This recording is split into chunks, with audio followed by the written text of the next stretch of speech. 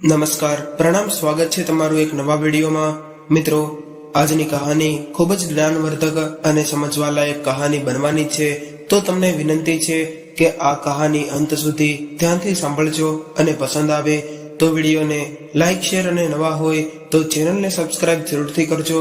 તો ચાલો શરૂ કરીએ આજની કહાની। મિત્રો, દરેક માતા પિતા પોતાના પેટ પર પાટા બાંધીને પોતાના સંતાનોને પાળી પોષીને મોટા કરે છે અને સંતાનોની તમામ જરૂરિયાતો પૂરી કરે છે, પરંતુ તેના બદલામાં સંતાનો તરફથી મા બાપને શું મળે છે તેની અદ્ભુત સમજ આપતી આ કહાની છે। એક પુત્ર તેના બીમાર પિતાને એની રૂમમાં બંધ કરીને વિદેશમાં જતો રહ્યો અને જ્યારે દીકરો 1 વર્ષ બાદ પાછો આવ્યો અને તેણે તેના ઘરનું દ્રશ્ય જોયું તો તે જોઈને દીકરો દંગ રહી ગયો। રાકેશભાઈ, જે હાલમાં એના પરિવાર સાથે અમદાવાદમાં રહે છે, ખરેખર તો એ પહેલા સૌરાષ્ટ્રના એક નાનકડા ગામડાના રહેતા હતા, પરંતુ હવે અમદાવાદમાં આવીને સ્થાયી થયા હતા। ત્યારે એના પરિવારમાં એક પુત્ર સંદીપ અને વહુ ડિમ્પલ સાથે રહે છે। સંદીપ 4 વર્ષનો હતો ત્યારે તેની માતાનું મૃત્યુ થયું હતું અને રાકેશભાઈ તેના એકના એક પુત્ર સંદીપ અને તેની વૃદ્ધ માતા સાથે ખૂબ જ મુશ્કેલીથી જીવન જીવી રહ્યા હતા। તેની માતા પણ ઘણા વૃદ્ધ થઈ ગયા હતા, છતાં પણ એ નાનકડા સંદીપની ખૂબ જ સંભાળ રાખતા હતા। રાકેશભાઈને સરકારી નોકરી હતી, તેઓ એક પોસ્ટમેન હતા અને એના પગારમાંથી એનું જીવન વ્યતીત કરતા હતા અને ઘર પણ સારી રીતે ચાલતું હતું। એને એક જ વસ્તુની ખોટ હતી અને એ હતી કે એની પત્ની એનો સાથ છોડીને હંમેશા માટે આ દુનિયામાંથી જતી રહી હતી। તેનો પુત્ર સંદીપ એની માતા માટે રડતો રહેતો અને એની વૃદ્ધ દાદી સંદીપને ખૂબ જ પ્રેમ કરતી હતી। એક દિવસ વૃદ્ધ દાદીમાએ રાકેશભાઈને કહ્યું કે દીકરા, હું હવે ક્યાં સુધી જીવી શકીશ? આ બાળકને એની માની ખૂબ જ જરૂર છે, એટલે તું બીજા વિવાહ કરી લે। પરંતુ રાકેશભાઈ દરેક વખતે એની માતાની આ વાતને ટાળી દેતા અને કહેતા હતા કે માં, તમે નકામી ચિંતા કરો છો, સંદીપનું ધ્યાન રાખવા માટે તમે તો છો ને, તમે ક્યાં જવાના છો? આમ તો રાકેશભાઈને એની વૃદ્ધ માતાના સાથને કારણે એને ક્યારેય કોઈ પણ ચીજની કમી નહોતી લાગતી, પરંતુ ભગવાને કંઈક બીજું જ મંજૂર હતું। એક દિવસ એની માતાને હાર્ટ એટેક આવ્યો અને એનું અવસાન થઈ ગયું। હવે રાકેશભાઈ અને તેનો પુત્ર સંદીપ એકલા રહી ગયા હતા અને હવે તેઓ એકલા રહેતા હતા। આમ તો રાકેશભાઈને બીજા 2 ભાઈઓ પણ હતા, પરંતુ એ ભાઈઓ એની પત્નીઓ સાથે અલગ અલગ રહેતા હતા। એના ઘરના ભાગલા પડી ગયા હતા અને રાકેશભાઈના હિસ્સામાં એની માતા આવી હતી અને હવે એ પણ આજે આ દુનિયા છોડીને જતા રહ્યા હતા। એની પત્ની તો એને પહેલા જ છોડીને જતી રહી હતી। હવે રાકેશભાઈ અને તેનો પુત્ર એકલા રહી ગયા હતા। રાકેશભાઈ માટે એના પુત્ર સંદીપનું પાલન પોષણ કરવું ખૂબ જ મુશ્કેલ બની રહ્યું હતું અને રોજ પોતાના બાળકને શાળાએ મૂકીને આવ્યા બાદ તેઓ જ્યારે ત્યાં પત્રો પહોંચાડવા જતા અને સાંજે વહેલા ઘરે પહોંચી જતા હતા, ત્યારબાદ બાળક સાથે સમય વિતાવતા હતા। ઈશ્વરની કૃપાથી તેના પાડોશીઓ પણ દયાળુ સ્વભાવના હતા અને જ્યારે રાકેશભાઈ એના ઘરમાં ન હોય ત્યારે પાડોશીઓ એના દીકરાનું ખૂબ જ સારી રીતે ધ્યાન રાખતા હતા અને એને ખાવાનું પણ આપતા હતા। હવે આવી રીતે ધીરે ધીરે સમય પસાર થવા લાગ્યો, પરંતુ સમયની સાથે સાથે મુશ્કેલીઓ પણ વધતી જતી હતી।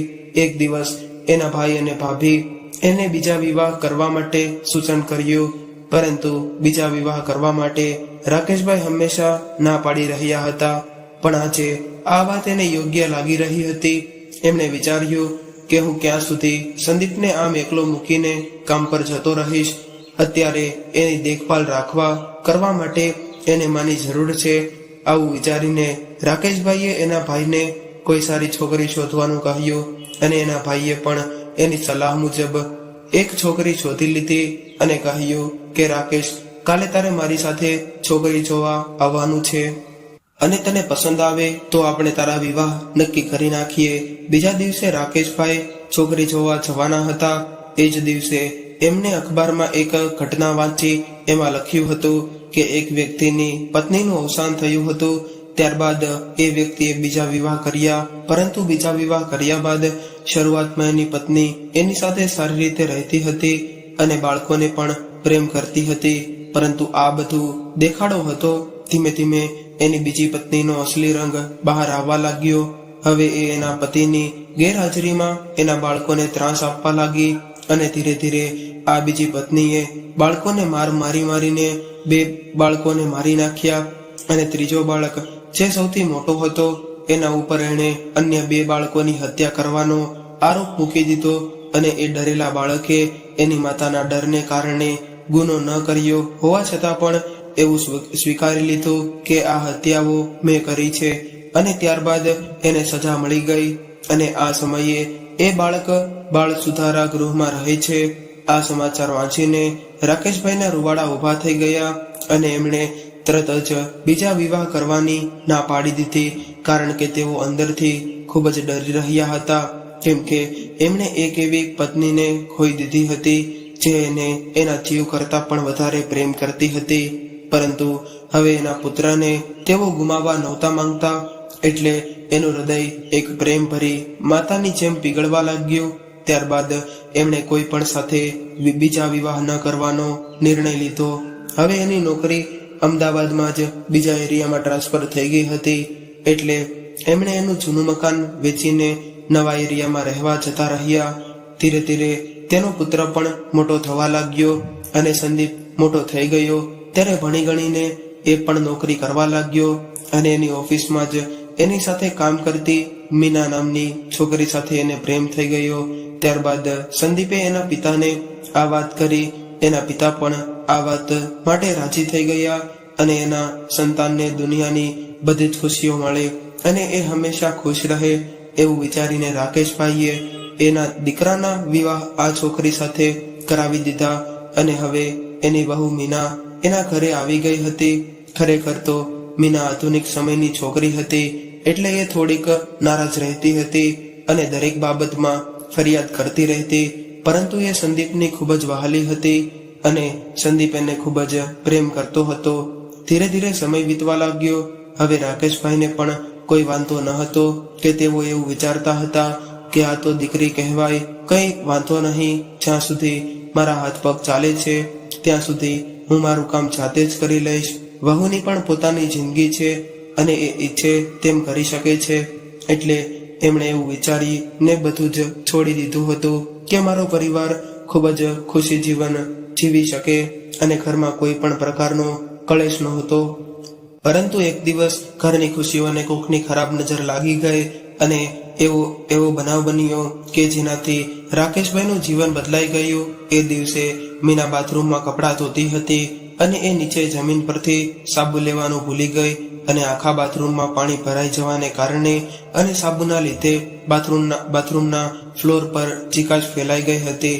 અને ત્યારે જ રાકેશભાઈ નહાવા માટે બાથરૂમમાં ગયા અને બાથરૂમમાં ચીકાશને લીધે તેઓ લપસીને નીચે પડી ગયા. નીચે પડતા જ તેઓ બેહોશ થઈ ગયા અને જ્યારે સંદીપ અને મીનાને આ વાતની જાણ થઈ ત્યારે બંનેએ એને ઉપાડીને હોસ્પિટલમાં દાખલ કર્યા. અને ત્રીજા દિવસે જ્યારે રાકેશભાઈ હોશમાં આવ્યા ત્યારે તેને ખબર પડી કે એનું અડધું શરીર લકવો મારી ગયું હતું. એને કારણે તેઓ બોલી પણ નહોતા શકતા અને હાથ પગ ઉપાડવામાં પણ અસમર્થ હતા. આ જોઈને એની આંખોમાંથી આંસુ વહેવા લાગ્યા. ત્યારે સંદીપે એના પિતાને આશ્વાસન આપીને કહેવા લાગ્યો કે પિતાજી, તમે રડો નહીં, અમે છીએ ને તમારી સાથે, અમે તમારી સેવા કરીશું. પરંતુ કહેવાય છે ને કે કોઈ પણ વ્યક્તિ બીમાર પડે ત્યારબાદ એની સેવા કરવા વાળા વ્યક્તિઓ 2-5 દિવસ સેવા કરે છે અને ત્યારબાદ તેની સેવાથી થાકવા લાગે છે અને એનાથી નફરત કરવા લાગે છે. એવા લોકો તો ભાગ્યે જ જોવા મળે છે જેઓ એના અંતિમ શ્વાસ સુધી કોઈની નિસ્વાર્થ સેવા કરતા હોય. રાકેશભાઈના દીકરાએ વાયદો તો કરી નાખ્યો હતો, પરંતુ હવે એ નિભાવશે કે નહીં એ જોવાનું રહ્યું હતું. ધીમે ધીમે થોડા દિવસો વીતી ગયા અને રાકેશભાઈને હોસ્પિટલમાંથી રજા આપવામાં આવી અને એના ઘરે લાવવામાં આવ્યા. હવે ધીમે ધીમે 2-4 દિવસ પસાર થઈ ગયા બાદ એની વહુ અને પુત્ર સાથે મળીને પિતાજીની સેવા કરવા લાગ્યા. પરંતુ ધીમે ધીમે એની વહુના દિલમાં એની સેવા કરવામાં કંટાળો આવવા લાગ્યો. એ પિતાજીની આવી સેવાથી કંટાળી ગઈ હતી હવે એને આવી હાલતમાં જોઈને એને ઉબકા આવવા લાગ્યા હતા, એટલે એની સેવા કરવાથી દૂર ભાગવા લાગી અને ધીરે ધીરે મીનાએ એના સસરાની સેવા કરવાનું બંધ કરી દીધું અને પિતાજીની સેવાની બધી જવાબદારી એના નોકરને સોંપી દીધી. અને નોકર તો આખરે નોકર હોય છે, એ પણ શું કરે, એને જેટલો સમય મળતો હોય એટલો સમય પિતાજીની સેવા કરતો અને ત્યારબાદ એના અન્ય કામમાં લાગી જતો. અને જો એ બીજા કામ પણ ન કરે તો મીના એને ઠપકો આપીને આખો દિવસ સંભળાવતી રહેતી. અને જ્યારે સાંજે સંદીપ ઘરે આવતો ત્યારે એનું જીવન પણ આરામ કરી દેતી. એને વારંવાર સલાહ આપતી હતી અને વારંવાર એને તારો બાપ એમ કહીને સંબોધિત કરતી હતી. એટલે સંદીપ પણ એની પત્નીની આવી વાતોથી કંટાળી ગયો હતો અને એ પણ એના પિતાજીની સેવા કરીને થાકી ગયો હતો. રાકેશભાઈ પણ પોતાની આવી હાલત પર ડરવા લાગ્યા હતા અને તેને એવું લાગતું હતું કે મારો પુત્ર અને વહુ મારી સેવા કરશે, પણ હવે કંઈક બીજું થઈ રહ્યું હતું. હવે રાકેશભાઈ એના પુત્ર અને વહુને બોજ સમાન લાગવા લાગ્યા હતા. તેઓ ઘરના કચરા જેવો લાગવા લાગ્યા હતા. એક એવો કચરો કે જે દિવસે ને દિવસે દુર્ગંધ મારવા લાગ્યો હોય અને લોકોને વહેલી તકે ઘરમાંથી બહાર ફેંકી દેવાનું મન થાય એવો કચરો બની ગયા હતા. એક દિવસ તેની વહુ મીનાનો ભાઈ અને ભાભી મીનાના જન્મદિવસ નિમિત્તે મીનાના ઘરે આવ્યા હતા. મીનાનો જન્મદિવસ ખૂબ જ ધામધૂમથી ઉજવવામાં આવી રહ્યો હતો. ત્યારે રાકેશભાઈ વ્હીલચેર પર બેઠા હતા. ત્યારે જ રાકેશભાઈને ટોયલેટ લાગી હતી અને તેઓ કોઈને કહી શક્યા ન હતા. ઘરના બધા જ લોકોને એના ચહેરાનો ભાવ જોવાનો સમય પણ ન હતો. અને જન્મદિવસની પાર્ટીમાં જોર જોરથી ડીજે વાગતું હતું. બધા જ લોકો આનંદથી નાચવામાં વ્યસ્ત હતા. અમુક લોકો અલગ અલગ પ્રકારની મીઠાઈઓ ખાઈ રહ્યા હતા, પરંતુ રાકેશભાઈ તરફ જોવાનો કોઈ પાસે સમય ન હતો. અંતમાં રાકેશભાઈ સહન ન કરી શક્યા અને ત્યાં જ વ્હીલચેર પર એના કપડાં બગાડી નાખી ગયા. ત્યારે તેની આસપાસમાં મળની દુર્ગંધ આવવા લાગી. ત્યારે લોકો આશ્ચર્યમાં પડી ગયા કે આ દુર્ગંધ ક્યાંથી આવી રહી છે. એટલે મીનાએ તેના સસરા તરફ જોયું અને એના સસરા ખૂબ જ દયનીય સ્થિતિમાં આંખો નીચે કરીને સતત રડી રહ્યા હતા. આ જોઈને મીનાએ એના પર બિલકુલ દયા ન આવી અને ઉલટાની ગુસ્સે થઈને એણે એના સસરાને ગાલ પર જોરદાર થપ્પડ મારી દીધી અને એને ઢસડીને બાથરૂમમાં પટકી દીધા. રાકેશભાઈ બાથરૂમમાં નીચે પડી ગયા અને જોર જોરથી રડવા લાગ્યા. ત્યારે મીનાએ એના નોકરને એની આ બધી ગંદકી સાફ કરવાનું કહ્યું અને ગુસ્સાથી પગ જમીન પર પછાડવા લાગી અને એના રૂમમાં આવીને એના પતિ સંદીપને જેમ તેમ બોલવા લાગી કે હવે તો ખૂબ જ થઈ ગયું છે. આટલા બધા મહેમાનો સામે તારા બાપે મારી આબરૂના ધજાગરા કરી નાખ્યા છે. હવે તો મારે આ ઘરમાં કોઈ પણ ખુશી મનાવવી પણ મુશ્કેલ થઈ ગઈ છે. મારે આ ડોસાની ગંદકી રાત દિવસ જોવી પડે છે. આશ્ચર્યની વાત તો એ હતી કે રાકેશભાઈના પોતાના પુત્રને પણ એના લાચાર પિતા પર જરાય દયા ન આવી. અને જ્યારે બધા જ મહેમાનો ત્યાંથી જતા રહ્યા ત્યારે સંદીપ તેના પિતા પાસે આવીને ગેરવર્તન કરવા લાગ્યો અને એને ખરી ખોટી સંભળાવવા લાગ્યો.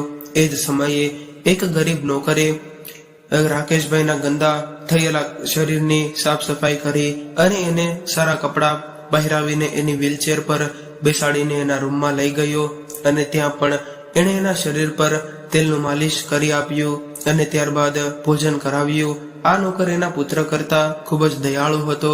જોકે એ રાકેશભાઈની સેવા માત્ર એટલા માટે કરતો હતો કે એને એના બદલામાં પૈસા મળતા હતા, કેમ કે એ ખૂબ જ ગરીબ હતો. પરંતુ રાકેશભાઈના પુત્ર સંદીપને એના પિતાએ બધી જ સંપત્તિ આપી હતી અને એને સંપૂર્ણ સુખ આપ્યું હતું. એની દરેક મનોકામના પૂર્ણ કરવા માટે એની માં બનીને આખું જીવન ભાગતા દોડતા રહ્યા. રાકેશભાઈ ક્યારેક પણ શાંતિથી બેસ્યા ન હતા. રાકેશભાઈએ પોતાનું આખું જીવન એના પુત્ર માટે સમર્પિત કરી દીધું હતું. આજે એ જ દીકરાને એના પિતા એક બોજ સમાન લાગી રહ્યા હતા. આ દીકરા કરતા તો એનો નોકર સારો હતો. ભલે ને એ થોડા પૈસા માટે સેવા કરતો હતો, પરંતુ એ દિલથી એની સેવા કરતો હતો. આવી રીતે આખી રાત નીકળી ગઈ અને સવાર પડી. આજે સવારનું પણ વાતાવરણ સારું નહોતું લાગતું. એની વહુ મીનાએ એવું ગંભીર વાતાવરણ સર્જી દીધું હતું કે જાણે ઘરમાં કોઈનું મૃત્યુ થયું હોય. અને આવી જ રીતે 4-5 દિવસ પસાર થઈ ગયા અને ત્યારે જ સંદીપને વિદેશથી એક લેટર આવ્યું અને એને વિદેશમાં એક સારી કંપનીમાં નોકરી મળી ગઈ હતી. આ નોકરી માટે સંદીપે પહેલા જ એપ્લાય કર્યું હતું. હવે સંદીપને વિદેશમાં નોકરી મળવાની એને ખુશીનો કોઈ પાર ન રહ્યો અને એની પત્ની મીના પણ આ વાત સાંભળીને ખૂબ જ ખુશ થઈ ગઈ અને મનમાં ને મનમાં વિચારવા લાગી, ચાલો કોઈ પણ રીતે હવે આ ડોસાથી છુટકારો મળશે. હવે સંદીપ અને તેની પત્ની વિદેશ જવાની તૈયારીઓ કરવા લાગ્યા અને 10 દિવસમાં એના વિઝા પણ બની ગયા અને સંદીપ અને તેની પત્નીએ બધો સામાન ભેગો કરીને પોતાના રૂમમાં રાખી દીધો અને પોતાના રૂમને તેમજ બીજા અગત્યના રૂમને તાળું મારી દીધું અને ત્યારબાદ પોતાના પિતાજીને પણ એક રૂમમાં બેસાડી દીધા અને એ રૂમને પણ બહારથી તાળું મારી દીધું અને એના પિતાજીના રૂમની ચાવી એના નોકરને આપીને કહ્યું કે તું મારા પિતાજીનું ધ્યાન રાખજે અને એને સમયસર ખવડાવતો રહેજે. એનો જે કંઈ પણ ખર્ચો થશે એ હું તારા ખાતામાં મોકલાવતો રહીશ અને એ પૈસાથી તું મારા પિતાજી માટે દવા લાવજે અને મારા પિતાજીની સાર સંભાળ રાખજે. સંદીપ એના પિતાની બધી જ જવાબદારી એના નોકરને આપી અને એની પત્ની સાથે ખુશીથી એનો સામાન લઈને એરપોર્ટ તરફ જવા રવાના થઈ ગયો. હવે એના ઘરમાં માત્ર નોકર અને રાકેશભાઈ રહી ગયા હતા. એનો નોકર એક સારા સેવકની જેમ એના માલિકની સેવા કરવા લાગ્યો અને નોકર રાકેશભાઈની સેવામાં કોઈ કમી રાખવા નહોતો માંગતો. એ દિલથી રાકેશભાઈની સંભાળ રાખતો હતો. રાકેશભાઈ પણ એના નોકરની આવી સેવા જોઈને ખૂબ જ ખુશ હતા. એક દિવસ સવારે રાકેશભાઈને દવા આપવાનો સમય થઈ ગયો હતો અને રાકેશભાઈને દવા ભોજન કર્યા બાદ આપવાની હતી. એટલે રાકેશભાઈના નોકરે રસોડામાં જઈને જોયું તો લોટ સમાપ્ત થઈ ગયો હતો. રોટલી બનાવવા માટે એના રસોડામાં બિલકુલ લોટ ન હતો. એટલે નોકરે વિચાર્યું કે કંઈ વાંધો નહીં, હું હમણાં જ બજારમાં જઈને લોટ ખરીદીને લઈ આવું અને રાકેશભાઈ માટે રોટલી બનાવીને તેને ખવડાવી દઉં. આવું વિચારીને નોકર રાકેશભાઈને એના રૂમમાં બેસાડીને બહારથી તાળું મારીને બજારમાં ગયો અને બજારમાં જઈને લોટ અને સાથે બીજી અમુક ચીજ વસ્તુઓને ખરીદી કરી અને હવે જ્યારે એ બધી જ વસ્તુઓ લઈને પાછો આવતો હતો ત્યારે અચાનક એક કાળમુખા ટ્રકના ડ્રાઈવરે ટ્રક ઉપરથી કાબુ ગુમાવ્યો અને નોકરને ટક્કર મારી દીધી. ટ્રકની ટક્કર વાગવાથી નોકર ફોંગળાઈને દૂર ફેંકાઈ ગયો અને દૂર ફોંગળાવાથી એના માથામાં ગંભીર ઈજા થઈ ગઈ હતી. ત્યારે જ ત્યાં ઉભેલા અમુક સ્થાનિક લોકોએ તેને તાત્કાલિક હોસ્પિટલમાં દાખલ કરાવ્યો. ત્યારબાદ ડોક્ટરે કહ્યું કે આ વ્યક્તિને માથાના ભાગે વધારે ઈજા થવાને કારણે એનું અવસાન થયું છે. આજે રાકેશભાઈનો એકમાત્ર સહારો હતો. એ પણ એને આવી રીતે છોડીને હંમેશા માટે આ દુનિયા છોડીને જતો રહ્યો હતો. આ બાજુએ નોકર રાકેશભાઈને એના રૂમમાં બંધ કરીને બહારથી તાળું લગાવી દીધું હતું અને તેણે એવું વિચાર્યું હતું કે જો એ બહારથી તાળું નહીં મારે તો એના રૂમમાં ઘણો બધો સામાન અને થોડા પૈસા પડ્યા હતા એ ચોરી થઈ જશે. એટલે નોકરે રાકેશભાઈને એના રૂમમાં બેસાડીને રૂમને બહારથી તાળું મારીને રૂમની ચાવી એની સાથે લઈ ગયો હતો. હવે તો એ નોકર પણ જતો રહ્યો હતો. આ બાજુ બિચારા રાકેશભાઈ ભૂખને માર્યા એની રૂમમાં તડપવા લાગ્યા હતા. એમણે બોલવાનો પણ પ્રયત્ન કર્યો હતો પરંતુ લકવાને લીધે એ બોલવામાં અસમર્થ હતા. ત્યારબાદ એણે દરવાજો ખખડાવવાનો પ્રયાસ કર્યો પરંતુ એના હાથ કામ નહોતા કરી રહ્યા. ત્યારબાદ એણે ઘરમાં પડેલા સામાનને પછાડીને અવાજ કરવાની કોશિશ કરી પરંતુ એનો અવાજ પણ બહાર નહોતો જઈ રહ્યો. એનાથી કોઈ પણ એનો અવાજ સાંભળી શકે કે આવું કરતા કરતા 10 દિવસ વીતી ગયા અને 11મા દિવસે ખાધા પીધા વગર જ ભૂખ અને તડપથી પીડાઈને બિચારા રાકેશભાઈ આ દુનિયા છોડીને જતા રહ્યા અને કોઈને ખબર પણ ન પડી કે એનું આટલું બધું દુઃખદાયક મૃત્યુ થયું છે. રાકેશભાઈ ગુજરી ગયા અને 1 વર્ષ વીતી ગયું હતું અને 1 વર્ષથી એક લાશ આ રૂમમાં બંધ પડી હતી. આજુબાજુના લોકો પણ એના ઘરે આવતા ન હતા અને એના કોઈ સંબંધી પણ ન હતા કે જે એની સાથે ખબર લેવા માટે આવે. અને આ બાજુ સંદીપ એના ઘરે એના નોકરને થોડા દિવસોથી ફોન કરતો હતો પરંતુ એના નોકરનો ફોન સ્વિચ ઓફ આવતો હતો. એટલે સંદીપને કંઈક અજુગતું બન્યું હશે એવો વિચાર આવ્યો અને એ પોતાના દેશમાં પાછો આવ્યો. અને જ્યારે એ ઘરે આવ્યો તો એને કંઈક અજુગતું લાગ્યું. તો એનું ઘર ખૂબ જ નિર્જીવ અને ધૂળથી ઢંકાયેલું હતું અને એના નોકરનો કોઈ પણ અતોપતો ન હતો. એટલે સૌપ્રથમ એ એના પિતાના રૂમ તરફ ગયો અને ત્યાં જોયું કે એના પિતાનો રૂમ બહારથી બંધ હતો અને એના પર તાળું લાગેલું હતું અને ઘરની અંદરથી ખૂબ જ દુર્ગંધ આવી રહી હતી. આ દુર્ગંધ જોઈને એને કંઈ સમજાયું નહીં. એટલે એણે હાથમાં એક મોટો પથ્થર લઈને રૂમનું તાળું તોડી નાખ્યું અને રૂમની અંદર ગયો. અંદર જઈને જોયું તો એના હાથમાંથી બધી જ વસ્તુઓ જમીન પર પડી ગઈ અને એ પોતે જ જમીન પર પડીને જોર જોરથી રડવા લાગ્યો, કેમ કે એની સામે રાકેશભાઈનું મૃત શરીર જે સંપૂર્ણ રીતે હાડપિંજરમાં પરિવર્તિત થઈને વ્હીલચેર પર પડ્યું હતું. આ જોઈને સંદીપને ખૂબ જ પસ્તાવો થયો, પરંતુ હવે પસ્તાવો કરવાની જે થવાનું હતું એ તો થઈ ગયું હતું. હવે તો સંદીપ રડતા રડતા કહેવા લાગ્યો કે પિતાજી, મારાથી આ કેવી ભૂલ થઈ ગઈ છે. મેં ખૂબ જ મોટો ગુનો કર્યો છે. હું તમારો ગુનેગાર છું. મારે તમને આવી રીતે એકલા છોડીને ન જવું જોઈએ. અરે આવી નોકરીનો શું ફાયદો કે જેણે મારા પિતાજીનું જીવન લઈ લીધું. ધિક્કાર છે મારી આ નોકરીને. હું એક પુત્ર થઈને મારા પિતાની વૃદ્ધાવસ્થામાં સેવા પણ ન કરી શક્યો. મિત્રો, હવે આવા પસ્તાવાનો શું મતલબ છે? કારણ કે જે જીવ જતો રહ્યો હતો એ હવે પાછો નથી આવવાનો અને પાછળથી આવી રીતે પસ્તાવો કરીને પણ શું ફાયદો છે? આના કરતાં તો સારું એ હોત કે જ્યારે એ વ્યક્તિ જીવિત હોત ત્યારે એને સુખ આપ્યું હોત અને જ્યારે એ વ્યક્તિ જીવિત હોત ત્યારે એનું માન સન્માન જાળવ્યું હોત અને એના દુઃખને સમજ્યો હોત. તો આજે એના પિતાજી જીવિત હોત અને શાંતિથી એની વૃદ્ધાવસ્થાનું જીવન વ્યતીત કરતા હોત. મિત્રો, આજની આ કહાની તમને કેવી લાગી કોમેન્ટમાં જરૂરથી જણાવજો અને પસંદ આવી હોય તો વિડીયોને લાઈક, શેર અને નવા હોય તો ચેનલને જરૂરથી સબસ્ક્રાઇબ કરજો. હર હર મહાદેવ.